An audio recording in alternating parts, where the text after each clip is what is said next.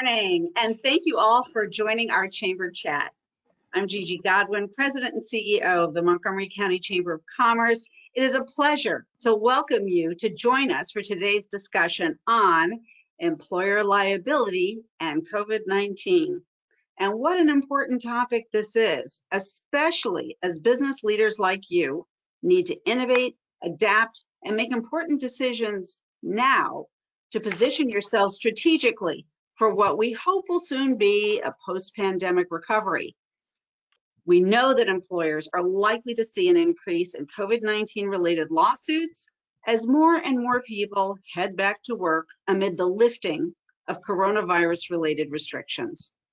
Today's program and others that are coming up soon are intended to support your success. And we do this by being your trusted source, by providing you with the right information at the right time from the right experts. And during these important presentations and discussions, we also hear your concerns and translate what you care about into proactive advocacy on your behalf at the federal, state, and local level. Now today, before we begin, please know that we will email this presentation to you following the webinar today. During the presentation, please feel free to ask questions by using the chat box. And now, it is my pleasure to introduce our speakers from Lerch, Early, and Brewer. Mark Engel, Principal Employment Attorney. Julie Redding, Principal Employment and Labor Attorney. And Michael Neary, Principal Employment and Litigation Attorney. I also want to thank MCCC Board Member and former board chair, Steve Robbins, who is the managing partner for Lerch, Early, and Brewer. And with that, I will turn it over to our presenters. Great. Good morning, Gigi. Thank you very much. And on behalf of the firm, we greatly appreciate the opportunity to be with you this morning to share some insights and some observations about a very important topic. Many thanks to Tricia, Amy, and your entire team for setting this up, facilitating it, and trying to make our lives easier throughout the whole ordeal. So we greatly appreciate it. Our pleasure. Thank you for being with us. My pleasure. Our pleasure, actually. So the lay of the land for today really is as follows. I'm going to focus on the first portion of the presentation, which will focus on discrimination, wrongful termination, and some other claims. I will then hand it off to my colleague, Julie Redding, who will focus on accommodation and paid leave issues. And last but by no means least, Mike Neary will conclude the presentation portion of the webinar with a discussion of the Fair Labor Standards Act, compensation, and workers' compensation issues. This is a vast topic for all the reasons that I think you can imagine. We could spend probably an hour discussing most of these issues. So what we're really going to try to do, or at least I'll speak for myself, is try to do so in sort of a buffet fashion as opposed to a full sit-down meal. But what I want to do before I to speak about some of the specific claims is provide kind of a framework for how I look at these issues. Gigi's absolutely right. As we enter into this next phase of, we're already in to some extent, of employees returning to work, which we all hope is going to increase over time. We're in a situation where there are concerns that employees have raised about what their obligations are to return to work, when can they remain at home, how are they going to be compensated, what leave benefits they have, what pay benefits they have, and what entitlements do they have as employees. And it's important to keep all of that in mind as you begin to think about potential liability issues. We're going to provide a menu of those possible claims, but just as importantly, and perhaps more importantly from my vantage point, I'm going to provide a list of what I think are some best practices and some very achievable, granular action items that employers can take and should take in the days and weeks and months ahead to best position themselves to deal with these employment issues. So right off the bat, when we look at these types of claims and you look at the issues of folks returning to the office, the claims that can arise and that are starting to arise include discrimination claims and wrongful termination claims. Breaches of confidentiality are among those, and certainly workplace safety claims. So let me unpack that a little bit talk about discrimination claims. The essence of a discrimination claim is really treating one employee in a disparate or different way than you treat all other employees. Okay, and that may be because of age, it may be because of race, ethnicity, disability, and so forth. We have a crazy quilt of federal, state, and local statutes that prohibit discrimination based upon a variety of factors, including those I just mentioned, but also sexual orientation, gender, of course, and in certain instances, even family responsibilities as well. And that can apply to decisions made with respect to when an employee is selected for either a possible termination or furlough. And it can also involve decisions that are being made when folks are returning to the office. Who gets selected to return to the office and why? How are those judgments being made? Another type of claim that can exist has to do fundamentally with kind of worker safety issues and the associated issue of wrongful termination claims. So again, employers, generally speaking, have a duty to provide a safe work environment. You've been hearing a tremendous amount about that from the CDC and various other authorities about the obligations of employers to comply with not only state, federal, and local laws, but also to meet the standard of care for ensuring that employees have a safe workplace to return to. So what types of claims can arise from this? You've got possible wrongful termination claims for refusing to return to work, for complaints about a lack of PPE, for complaints about inadequate PPE. We had a case in the office recently about hand sanitizer and a circumstance where a hand sanitizer that had been recalled after it was provided to employees was put on a recall list, and the organization had to address that particular issue. You could have claims of termination based upon folks who are complaining about symptoms that other employees may have and being exposed to other employees. So you've got, just as you have on the one side discrimination claims, you've got the possibility of wrongful termination claims as well. There are, as I mentioned before, general safety related claims that can exist as well for violating federal, state, and local safety laws, including OSHA. Another claim to be mindful of is the claims that are based upon the notices that are required in certain circumstances for certain types of employers when there's going to be either a layoff or a mass layoff or a plant closing, or in Maryland, a reduction in operations under a very new statute set to take effect in about 8 days, which is Maryland's mini Warren statute, which I'll talk about in just a second. But at the federal level, which applies to employers with 100 or more employees, there is a notice requirement that needs to be provided for certain types of mass layoffs and plant closings. And there are some limited exceptions to when that notice does not need to be provided. There are stringent penalties for failing to comply with that notice. Maryland has enacted kind of a Me Too mini Warren law that in certain respects sort of tracks the federal statute, but in certain other respects poses even greater challenges for Maryland employers. In many instances throughout the country, and certainly here locally, you have states and localities that are what I call enacting mini me laws. They're replicate versions to some degree of federal laws, and they're being enacted at a state level. In many instances, they're very similar, and they sometimes provide some extra bells and whistles that are not present at in the federal statute. This particular statute, however, has greater teeth and in fact has less forgiving exceptions than does the federal statute. It applies to employers with at least 50 employees. It does not apply to employers that have been doing business in Maryland for less than a year.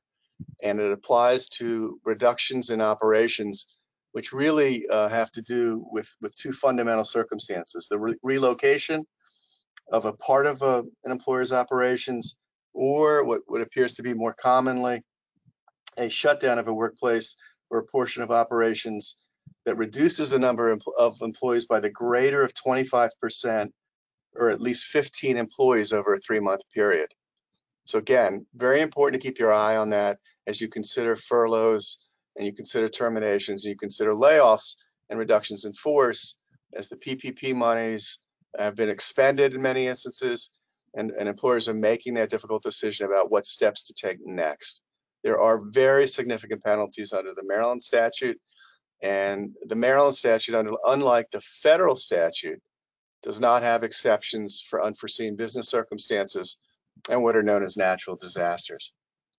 So again, there'll be a lot more that's going to be written about in terms of this new mini warrant statute. I'm working on an article which we'll have put up on the website. But again, just keep an eye on that as you evaluate your decisions on a going forward basis. But what I really wanted to focus on is not the doom and gloom of the potential claims and the litany of kind of Baskin-Robbins type claims that can arise from COVID. What I really want to spend some time talking about are best practices and strategies for preventing these claims. So in many instances, this really is a return to basics for employers.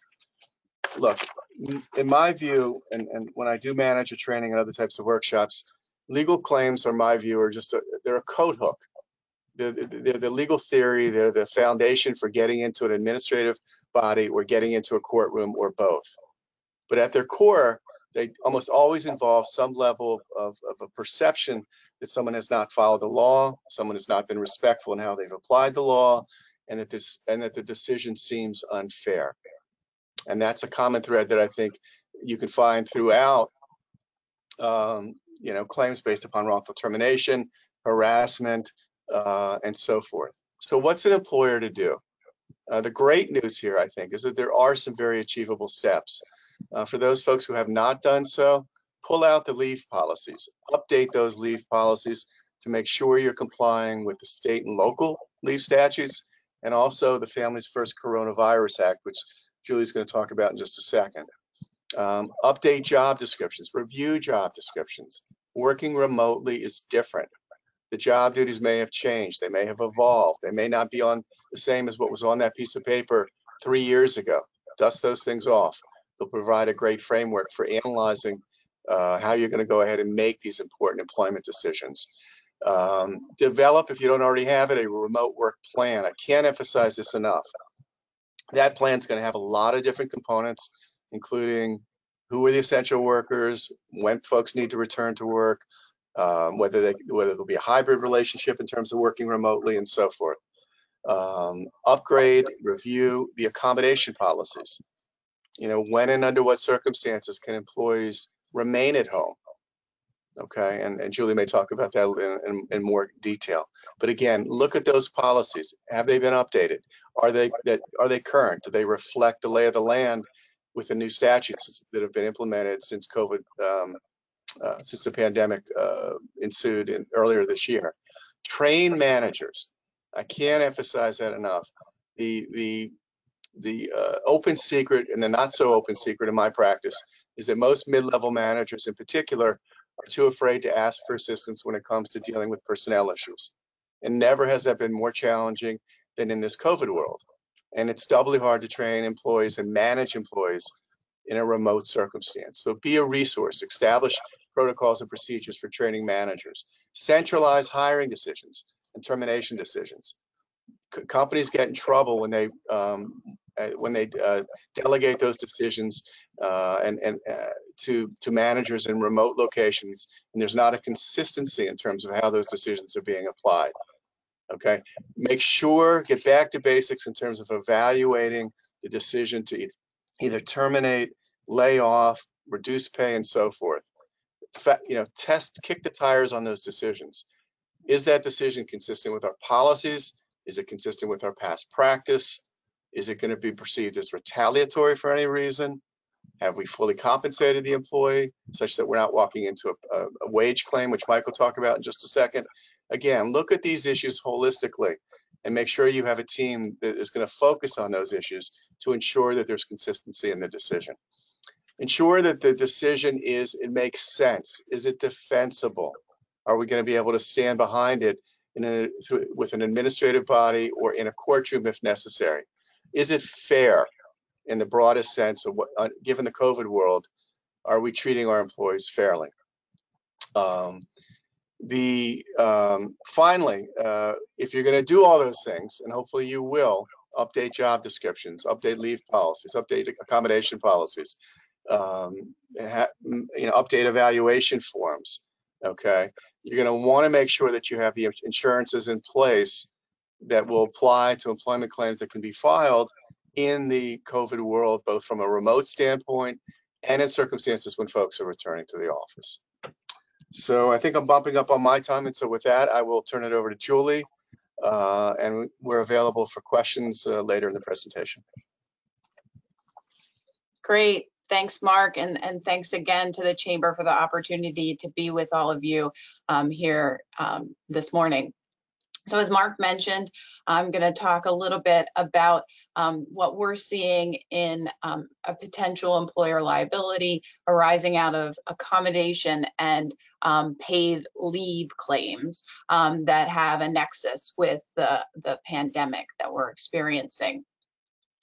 So I have on the slide here that the types of claims in this area under failure to accommodate could be things like work from home requests, and I'm going to dig in a bit more on that. As Gigi mentioned, we have a lot of employers that are bringing their workers back to the workplace after being telecommuting for a long time, and so they're frequently getting work from home requests. There also have been, for those that are back in the workplace, employees are requesting alternatives to the PPE that's being provided, alternatives to some of the safety methods, and those could also fall under an accommodation analysis. So we'll talk a bit about that. The other type of claims that we're seeing is under the failure to provide leave. So that could be leave for employees who are unable to work because they are experiencing symptoms of COVID-19. Maybe they're unable to work because they have to care for a family member who is experiencing symptoms, or because they, like me, are dealing with the situation with our schools being closed and needing to care for their children in that situation. And then the third area that I'm going to talk about are retaliation claims that we're seeing, all connected to this, failure to provide the leave and failure to accommodate. So how do you avoid, as the employer, how do you avoid having a claim or a situation arise in this area where you unfortunately are having to figure out this, what your obligations are? And I think the first step is, of course, to understand what is the leave and what is the accommodation, and what is the process that you need to use under the law pertaining to these types of requests. And so to dig in a bit, looking first at accommodation. So the bare basics for employer required accommodation, of course, under the Americans with Disabilities Act and the Maryland and the Montgomery County equivalents. As Mark mentioned, there's a mini-me equivalent here in Maryland and in Montgomery County to the federal law. Employers have to have an obligation to provide reasonable accommodation to any disabled employee or applicant, as long as that accommodation does not impose an undue hardship on the employer. Now, what is a disability, right? That is the first question, because you only have to provide it to your disabled employees or applicants. And a disability, I think I have it on the prior slide, is a mental or physical impairment that substantially limits a major life activity. So the coronavirus, more than likely, is not going to constitute a disability for most of your workers. However, many of the conditions that place a worker at high risk for contracting COVID-19 do constitute a disability, right? So the CDC has those on their website: cancer, chronic kidney disease, COPD, serious heart conditions, sickle cell disease, type 2 diabetes. Those are all conditions that could place an employee at high risk. And those conditions could constitute a disability under the ADA and the state and local equivalents. The other area where we're seeing a lot of requests for accommodation comes in the area of mental health. Many mental health conditions that do constitute disabilities have been exacerbated by the COVID-19 pandemic. And so your employees who may have these conditions could be entitled to a reasonable accommodation as a result of the impact that the pandemic is having on their pre-existing mental health conditions. Things like anxiety disorder, obsessive compulsive disorder, PTSD. Those folks may be having more difficulty handling the disruption that the pandemic has caused to their daily life. So what kind of COVID-related accommodation requests are we seeing? Of course, as I mentioned at the outset, employees whose work requires the performance of their job duties at a specific work site, or who are asked to be coming back to the office, or those that have to interact with members of the public, are asking for accommodation to perform their job duties remotely. Maybe they were, in the prior months performing them from home, and now being asked to come back, or maybe that's always been the case and there's been some changes in their job duties. We're seeing numerous employee requests to continue that. And they're saying, I'm asking you to be able to continue this because I have this condition, and that condition could constitute a disability, and then the employer has an obligation to discuss this with them. We're also, as I mentioned, seeing employees requesting changes to safety measures. Masking is, of course, a very hot topic, as we all know, and we are seeing some requests for an employee to not wear a mask. And if that request is connected to a disability, a medical condition, maybe it could be a respiratory impairment, an anxiety disorder, some other similar condition that's affecting their ability to wear that mask in the workplace, they are asking for accommodation with regard to those safety measures. So what do you do if you are having this situation? I think the first thing that the employer needs to remember is that under the ADA, the employer has an obligation to engage in what we call the interactive process. And what that means is the employer can't just automatically say no and say, that's the end of it, we're not going to discuss this anymore. We can't do that for you. The interactive process is a requirement to engage in a dialogue with the employee, to discuss with them what it is that they are asking for, why they feel that they need that. That can involve discussions with the employee's healthcare provider. You could request a doctor's note supporting the fact that they do have that condition, and that this situation is exacerbating their condition, or the safety measure is conflicting with their condition. And then, while you don't, as the employer, have to do exactly what the employee is requesting, you do have to engage in a dialogue with the employee and say, well, if we can't do this, we can do that. Does this work? And give some suggestions there. It's important that you do this on an individualized basis, that you're looking at what are these employees' specific job duties, and how can we accommodate that so that they can still perform their job duties despite the fact that they have this condition that's been exacerbated by the pandemic. So things that could come into play if you have a request for telework, it could be that if you can't accommodate that because the employee's presence at the work site is essential, that you could say, no, we can't do that, but we can perhaps change your physical environment of your workspace. The Eeoc, which is the federal agency that handles these types of claims, has suggested designating one-way aisles, plexiglass and tables, other barriers, separate offices, those sorts of things, as many of us are all doing as safety measures, but perhaps doing specific ones for folks with disabilities and asking them, would this be sufficient? Also, temporary changes to job duties. The Eeoc is also encouraging employers to think a bit more out of the box than previous, and perhaps restructuring what could be a marginal job duty temporarily during this pandemic, perhaps temporarily transferring somebody to a different role during this time, or modifying their schedule or their shift assignment so that they aren't perhaps working next door to a neighbor, and have some additional social distancing there. There's a website that I want to mention. It's called the Job Accommodation Network. It is one that provides lots of strategies for employers who are having to handle accommodation requests, and they do have some great ideas for how to handle accommodation requests arising out of the COVID pandemic. So I would say just the takeaway on this is the agencies that are looking at this topic are really stressing that employers need to be considering alternatives and not taking a hardline approach when dealing with employee accommodation requests.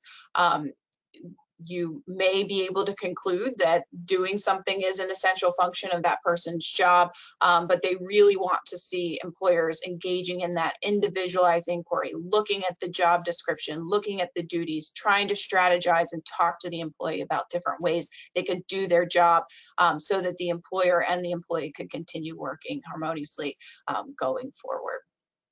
The other question that keeps coming up to me, and for which I have no good answer, but I'll raise it with you, is a lot of employers at this stage in the pandemic are asking me, how long do we have to do this, right? At the outset, we decided we would do this on a temporary basis, but doesn't look like that this is letting up at any point.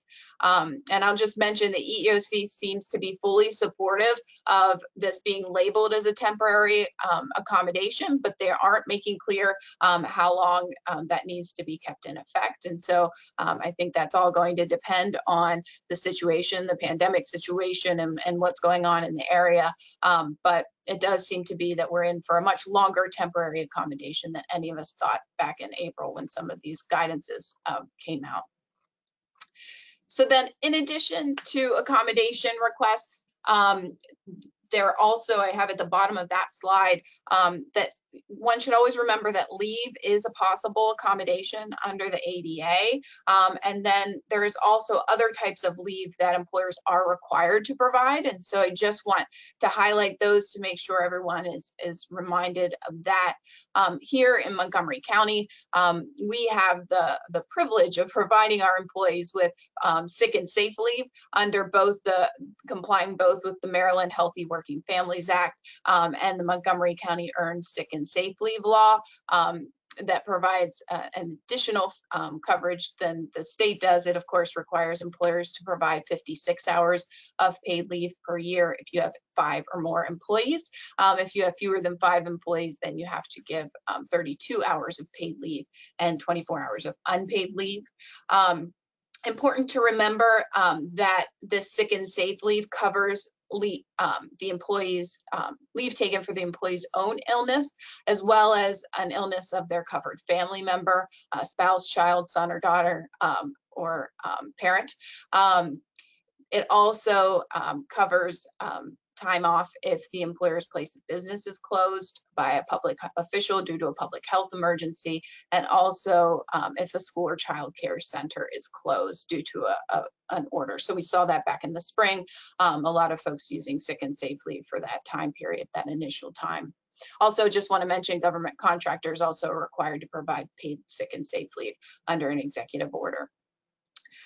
Then the other one, the newest law that requires paid leave is the Families First Coronavirus Response Act, or the FFCRA. So beginning back in April, Congress passed this law that provided additional sick and family care leave to employees who work for certain public and private employers with fewer than 500 employees. There is an exception for small businesses with less than 50 employees, but it's not a guaranteed exemption. The small business has to show that the leave requirements jeopardize the viability of their business. And so there is an analysis that is required there. All employees are provided with the sick leave that is given under the law. And then for the family care leave, the employee has to work for 30 days before they're eligible for that family care leave. It's important to remember that the FFCRA leave is for when an employee is unable to work. So if you have an employee who is teleworking or working remotely while they're awaiting a diagnosis or they're quarantining or something along those lines, and they are able to work, then the FFCRA is not leave that they're entitled to take. There is that required showing of being unable to work. But if you have a worker who must, perform their job duties and at a work site, then of course this leave is available to them. The amount of leave that is provided depends on the type. That's 2 weeks or up to 80 hours of paid sick leave at the employee's regular rate, where they're unable to work because of being quarantined pursuant to a government order or advice of a healthcare provider, or if they're experiencing COVID symptoms and seeking a medical diagnosis. They also get 2 weeks of paid sick leave at 2/3 of their pay if they're taking time to care for someone that is subject to quarantine, a family member, or if they are taking care of a child whose school or child care provider is closed. There is an additional 10 weeks provided for that family care leave that if they have to provide care for a child whose school or care facility is closed. That leave can be taken on an intermittent basis if the employer agrees. So that again is a place where employers need to be engaging with their employees and talking with them about what leave they want to take and how the employer can accommodate that. The other thing to remember too are some of the ODs. The Family Medical Leave Act also could come into play with these COVID related situations. So that's employers with 50 or more employees have to provide 12 weeks of unpaid leave due to a serious health condition or to care for a family member with a serious health condition. COVID-19 is not in all cases going to constitute a serious health condition, but in the serious cases it may be. In addition, employees, might have that underlying serious health condition that's being exacerbated by the pandemic or the COVID-19 situation, and they could be entitled to FMLA leave because of that interplay. So important for employers to remember that that leave is available as well. And then finally, the employer provided leave, PTO, any kind of long-term medical leave that might be in your policies, be sure that you are aware of that and offering that. And then on the next slide, I just have various scenarios of things to jog your mind about, if you have an employee with COVID symptoms, think about these leaves, if you have exposure. So hopefully that'll be helpful to you going forward. The final thing I just want to mention are retaliation claims, and that is under these statutes, in addition to requiring you to accommodate or provide leave, employers our employees also could file a claim that they are suffering an adverse action. Maybe they were demoted, maybe they were included in a layoff, maybe they were terminated. They could claim that really wasn't happening for legitimate reasons, but instead because they asked for leave or they asked for an accommodation. So it's important for the employer to keep that in mind if you are thinking about a layoff or you are moving forward with a performance-based perhaps termination. It's not saying that you're not going to be able to take those actions towards someone who is recently requested accommodation or leave. It just means that you need to be careful and make sure that you have a well-grounded basis for your decision. So just a few recommendations before I turn it over to Mike. As Mark mentioned, really important to be training your workers on your various bases for leave that are available so that they can issue spot this, so that they know not to immediately disregard a request for accommodation or time off pertaining to the pandemic or an interaction with a serious health condition. Make sure that you have somebody that is really up on these issues, human resources if you have it, or someone else who is the designated representative, so that these managers and supervisors know, I just need to turn it over to that person. I just have to issue spot it, turn it over, and my work here is done. Having that identified person helps ensure consistency and fairness in the treatment of workers requesting these types of accommodation or leave, and it also avoids any additional inquiry beyond what the law allows on a medical subject. And then I just encourage everyone to just be continuing to think out of the box and be flexible as much as possible. And hopefully soon we won't be talking about this much longer.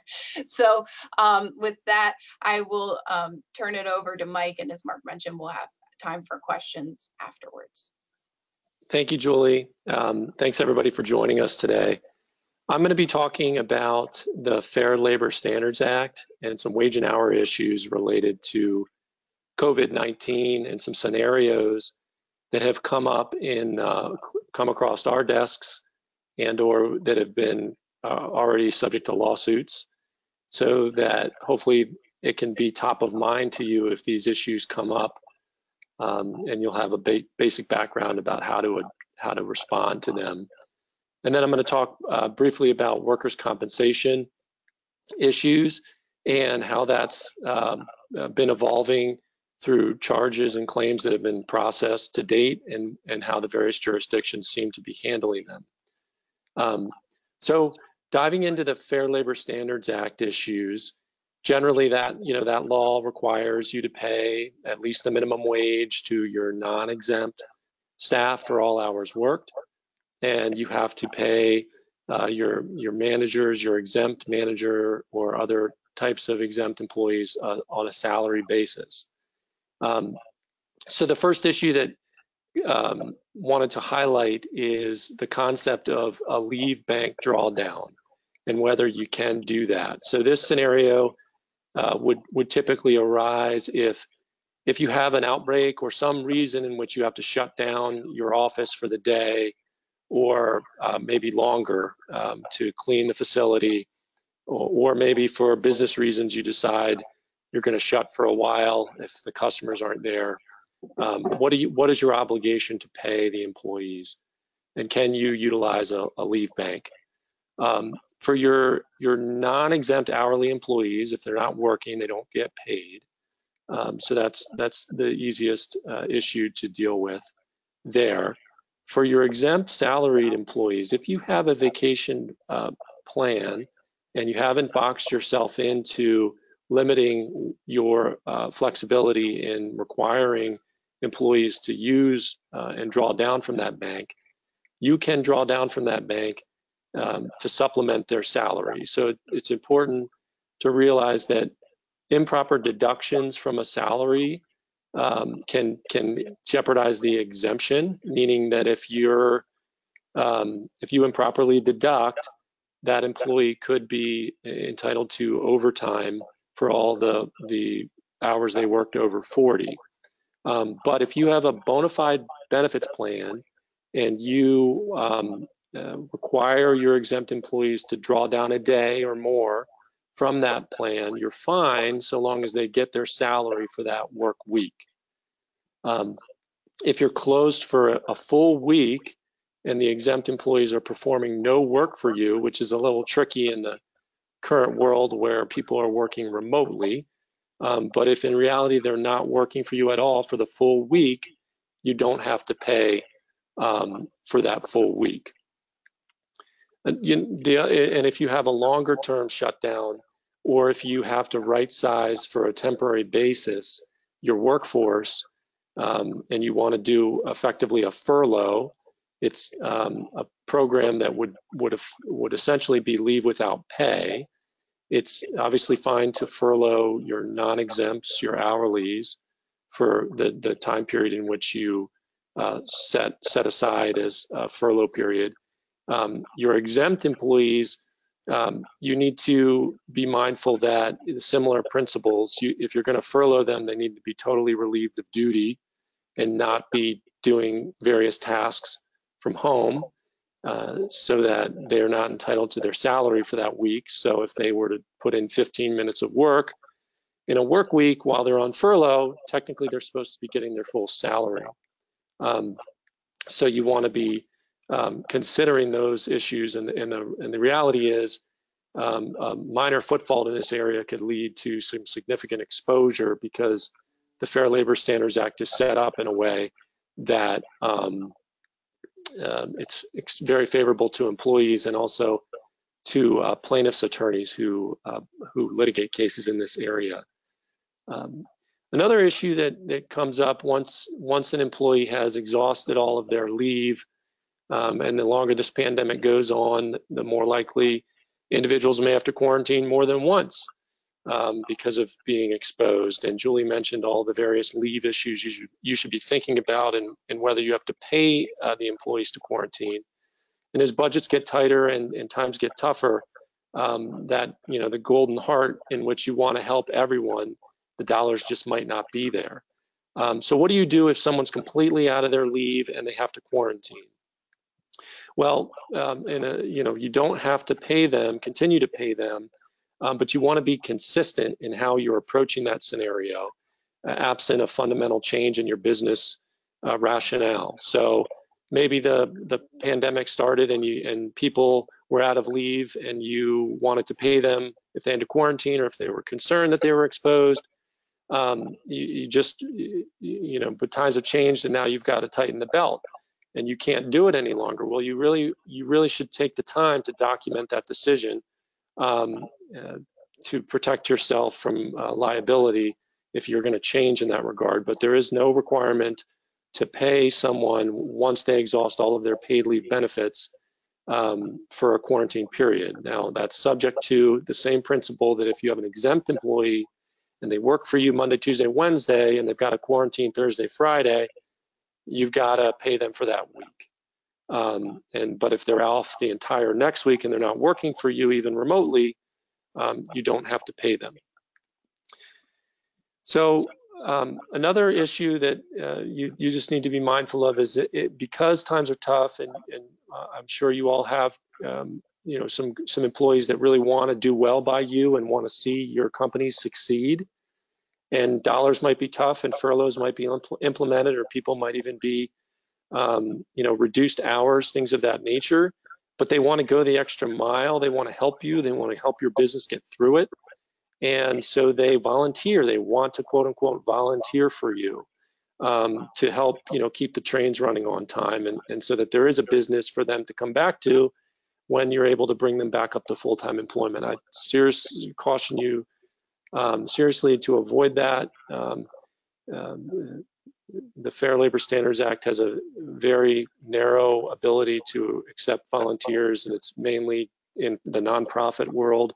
So for for-profit businesses, if it's work that's being done that you would typically pay for, you can't let your employees volunteer to get it done.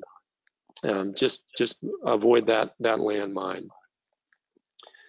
So the next couple issues I'm going to talk about are really kind of long-range planning and thought processes around the new normal that many of us are facing related to telework. So if you have telework that is going to go on for a longer period of time, you may be looking at your books and trying to save some money and thinking, well, we paid them thinking they've got to drive to the office, pay for gas, pay for lunch every day.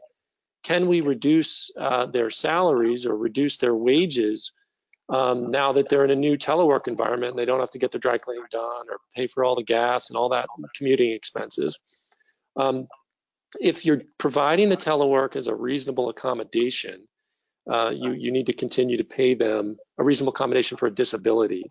You need to continue to pay them the same, or else it could have you could be facing a disability discrimination charge. If it's just a new program that you're rolling out because you're trying to reduce office space or whatever, you're trying to take advantage of the efficiencies of perhaps remote work, you can change the compensation. You'll obviously have to deal with some morale issues, but as a business reason, if you feel you need to do that to save some money, you can reduce the compensation, provided to the extent you have non-exempts working from home, non-exempt employees. Obviously, you can't go below the minimum wage. And for your exempt employees, if you don't have a contract or a union agreement or anything like that with the individuals, you can reduce the compensation, but it's important that there are notice requirements. So you need to be mindful of that and ensure that you're giving them adequate notice of a reduction. That's in Maryland, that's going to be 1 full pay period's advance notice if you're going to reduce their comp. The other issue to be mindful of in the teleworking world is costs of telework. Do you have to pay your employees for the added printing costs, the added internet costs, and things of that nature? Generally speaking, if the individuals are well above the minimum wage, it's not something you need to be terribly concerned about. To the extent you have lower wage workers who are working from home, you need to be having a conversation about what type of expenses they are incurring, because if the costs of working from home are taking them below the minimum wage, that's a problem. And so you might have to gross up or give them a monthly stipend to cover some of that cost. There may be morale issues why you want to start providing stipends for teleworkers to alleviate some of the costs associated with the business expenses, the printing costs, the internet costs, things of that nature.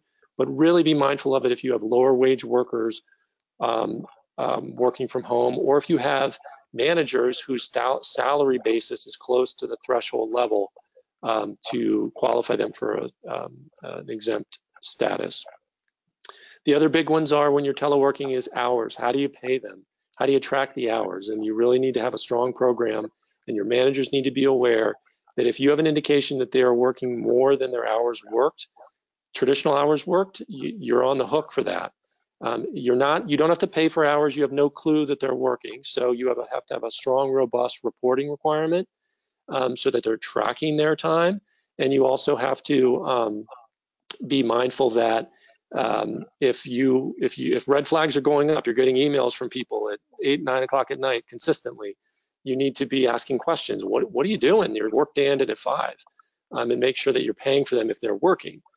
You can discipline them if they're violating your programs and your policies, but you still have to pay for that time.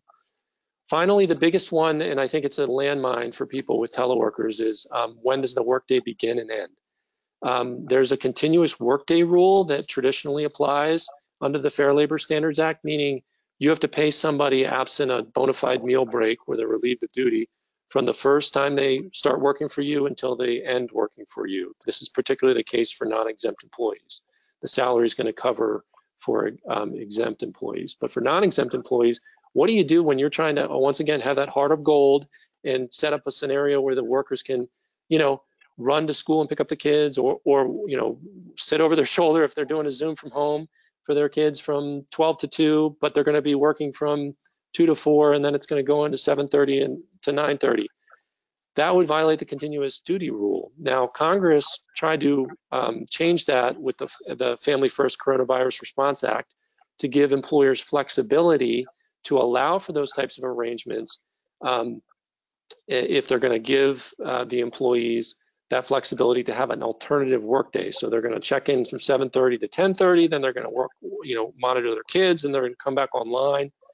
Under the Families First, if you're allowing telework as a flexible arrangement for COVID-19 related reasons, there's a relaxation of that strict requirement, but it's important to realize that it's not all encompassing. So if you have a new program, a telework program that someone's taking advantage of and it's totally unrelated to COVID-19, you may be looking at a claim if someone is working from 7:30 to 9:30 and their shift started at 8:30 in the morning, trying to get compensation for all that time in between. So be mindful of it, think about it, talk to counsel about it if you have these issues swirling around, and see if you're doing it right. And it's also important to know that the FFCRA, the Family First Act, currently sunsets December 31, 2019. So those temporary regulations that give you some cover go away. Those are the big ones on the Fair Labor Standards Act. Just briefly, so we can allow time for questions. Workers' compensation issues. Workers' compensation is a bargain that the states all struck with businesses to try to prevent liability. So it funnels claims, workplace-related claims, through the workers' compensation system. And the question really comes up, is COVID-19 going to be covered under workers' compensation? The rules generally related to workers' compensation is they look at, is it an occupational disease? Or did the injury, was it an accidental injury arising out of the workplace? I think under Maryland, Virginia, and DC, absent you working in a a first responder or a hospital setting or a doctor's office where you're coming into continuous contact with people who have COVID, it's unlikely that in any of these jurisdictions it would be considered an occupational disease. In Maryland, it's probably less likely that it's going to be considered an accidental injury, but the employee would have to show that it was a discrete instance, something happened, and they picked up COVID from the workplace. It's a hard thing to show, but it's going to be a similar analysis in Virginia. They have to prove they picked it up there through a kind of a discrete instance. And the longer the pandemic is ongoing and we have community spread, the harder it is for an employee to show that. In DC, there's a presumption if an injury arose surrounding the workplace that it's going to be presumed to be covered under the workers' compensation statute. So I think employees are going to have an easier time in the district getting a COVID claim covered by workers' compensation. And so these things are playing out. I'm aware of instances where Maryland administrative agencies have been denying COVID claims and workers' compensation. What that means for employers is those claims could go into court. Similar problem of proof the employee would have, but nevertheless, they could still lodge it in court, and that's why it's so important. A lot of the things you all were considering when you started to think about opening up, how do we limit spread? All those best practices, you can't let your guard down. You have to continuously monitor to make sure you're doing your best to prevent spread. Because of the complexities associated with potential liability. And also, if you do have workers' comp claims and counsel gets appointed by your workers' compensation carrier, give thought to bringing your own counsel to monitor and advise as those claims go through, because remember, there's going to be a disconnect between the desire of the workers' comp counsel or carrier to kick that claim out of the workers' compensation coverage. And that means that you then would be exposed potentially to claims going through court. So you want an advocate looking out for those issues. With that, I'll conclude and kind of turn it over for any questions that may have come through. Yes, thank you so much for that incredible presentation. As Gigi said in the beginning, we are going to be emailing it out. I did see that there were a number of links and different resources for our attendees, so thanks to the three of you for that. We did have one question, and I think we have time for maybe one or two, whether salaried employees are entitled to overtime pay, and if so, at what point? So I'll take that just because it kind of touches upon what I spoke about. Salaried is kind of getting you to first base in the exempt analysis. So salaried employees, the first step is to be exempt and not be entitled to overtime pay is you have to be salaried in almost all instances. And you have to be making more than the salary basis threshold, which in this area typically is not an issue, but then you have to meet one of the duties requirements. So you have to be an exempt, be performing the duties of an administrative employee, meaning you're in the back office, HR support, accounting support, things of that nature. You're helping the business run, or you're an executive, meaning you're managing 2 or more employees. You have the ability to hire and fire them, and you're supervising them, or you're qualified for the professional exemption. Meaning you have an advanced degree in a higher, like a Chtd or things of that nature, or an engineer, things like that. So its salary is not going to get you there. You also have to meet the duties requirement to avoid overtime. If I could just jump in on that, Mike, I agree with everything you said, but it's also really important point here, a takeaway, is to follow up with your insurance company to make sure you have insurance for overtime claims, FLSA claims, as Mike mentioned, and specifically, what kind of insurances do you have for that? Is it the full panoply and range of insurances that you have for other types of claims, or is it limited to defense costs only? Wonderful, thank you. And that's our only submitted question. Gigi, I don't know if you had a question and then wanted to wrap it up after that, being mindful of our attendees and panelists' time. Well, thank you very much. And actually, what I want to say is what a discussion today. What an incredible presentation. There is so much to unpack here. Thank you so much. I mean, there's a lot to think about, a lot of new things to think about, and really critical for our employers. So thank you on behalf of our board of directors and our members for just, information like gold for everybody. And to that point, what I want to say is not only thank you to our panelists, of course, thank you, Mark Engel, Julie Redding, and Michael Neary. You are amazing resources. And thank you also to Steve Robbins again, who I hope at least was able to listen today. But I also want to encourage our members and start by saying thank you for spending your morning with us. But don't hesitate to send us your follow-up questions and we can forward them. And also your concerns about the advocacy component of this as we get ready to go into a county and state legislative season again. It's a good day when we hear from our members what their concerns are. And a lot of our great legislative work has come right out of discussions like this. So don't hesitate. It's, send your thoughts, send them to me, send them to Tricia, our VP of Government Relations. And so, so we can keep the discussion going. And I hope that Mark and Michael and Julie will continue to be great resources for the Chamber on this issue. Looking ahead, I also want to say thank you to the Chamber team. I mean, again, Tricia Swanson's our VP Government Relations, but I also want to say thank you, Alexis Reed, our Director of Marketing and Communications, and our wonderful admin, Julia Chekwu, who's, they make a big difference in making these events possible for all of us. So thanks, team. Coming up next, mark your calendars. For those of you who are fans of first responders, and this is an issue that's near and dear to Steve Robbins' heart as the chair of our Public Safety Awards, I'm really pleased to share with you that this Thursday, in 2 days, the Chamber is broadcasting the Public Safety Awards on Thursday, September 24th at 4 o'clock from our YouTube channel. It's easy to sign up so that you can participate in this. It'll be a first ever after 46 years, first time we ever broadcast the event. And it's fabulous. So it's not a dry eye in the house when you watch this. So we're looking forward to all of you joining us for that. And we look forward to everybody joining us for some upcoming webinars. So stay tuned. Until then, have a great week and we will see you soon. Thanks everybody for joining us.